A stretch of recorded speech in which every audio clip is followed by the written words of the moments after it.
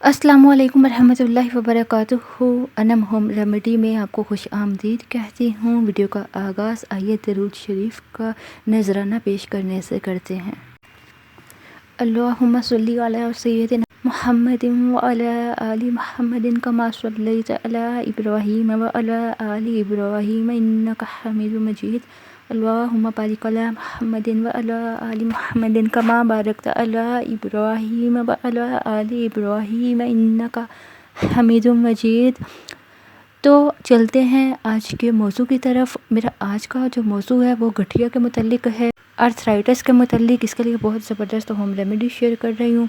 वो लोग जो जोड़ों के दर्द का शिकार हैं, आर्थराइटिस का शिकार हैं, गठिया का शिकार हैं, तो उनके लिए बहुत ज़बरदस्त रेमेडी है। गठिया का ये मसला ज़्यादातर 60 से 65 साल की उम्र के बाद बुज़ुर्गों में ये शुरू होता है, लेकिन आजकल ये प्रॉब्लम किसी को भी हो सकती है। ख़वातीनो हज़रात, जिस्म के जोड़ों में दर्द का होना, सूजन होना, ये गठिया के मर्ज़ की अलामात है। दर्द और सूजन की वजह से जोड़ों पर लाल या कालापन शो होने शुरू हो जाता है, जैसे जोड़ काले या सुर्ख हो जाते हैं। ऐसे में वो लोग जो इस बीमारी का शिकार हों वो अपने आप को बहुत थका हुआ और भूख में कमी का शिकार हो जाते हैं, अपने आप को बहुत थका महसूस करते हैं।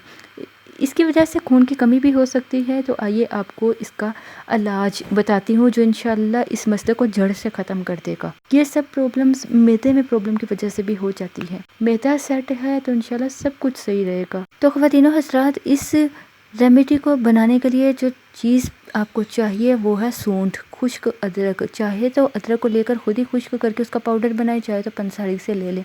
आपने एक बाउल में चम्मच का चौथा हिस्सा, ठीक है, इससे ज़्यादा नहीं, चम्मच का चौथा हिस्सा सूंठ का पाउडर लेना है।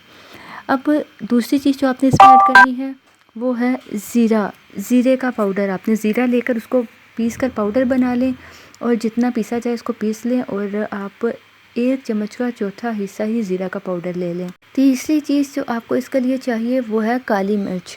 आपने काली मिर्च को बिल्कुल बारीक पीस लेना है, और आपने सिर्फ़ और सिर्फ 2 चुटकी इसमें काली मिर्च ऐड करनी है, ठीक है।